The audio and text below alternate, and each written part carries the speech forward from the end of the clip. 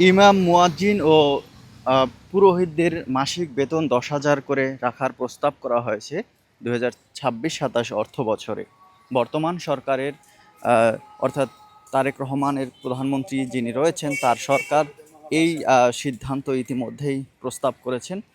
এর ফলে আ যে বাংলাদেশের ইমাম, মুয়াজ্জিন বা অন্যান্য ধর্ম উপাসনালয়ে যারা আছে, তাদের জন্য একটা সবচেয়ে সুখবর দিয়েছেন। কারণ আমরা দেখেছি এতদিন যে গ্রামে গঞ্জে শহরে যেখানেই যে মসজিদ বা মন্দির বা যে প্রতিষ্ঠানগুলো আছে সেখানে সবার বেতন চলে, কিন্তু তাদের বেতনটি আর চলে না বা বাড়ে না। মাসে মাসে যেমন সকল কর্মকর্তা কর্মচারীদের বেতন বাড়ে, সেই তুলনায় কিন্তু এই যারা ধর্মীয় উপাসনালয়ের ব্যক্তিরা রয়েছেন তাদের কিন্তু বেতন বাড়ে না।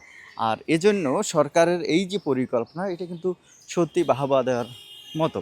এবং বর্তমান সরকারের যে পরিকল্পনা, যে প্ল্যান, সেই অনুযায়ী যদি জনাব তারেক রহমান প্রধানমন্ত্রী তিনি যদি এগুলো বাস্তবায়ন করেন, তাহলে আস্তে আস্তে কিন্তু এই সাধারণ মানুষের যে প্রত্যাশা সেই জায়গাটা পূরণ হয়।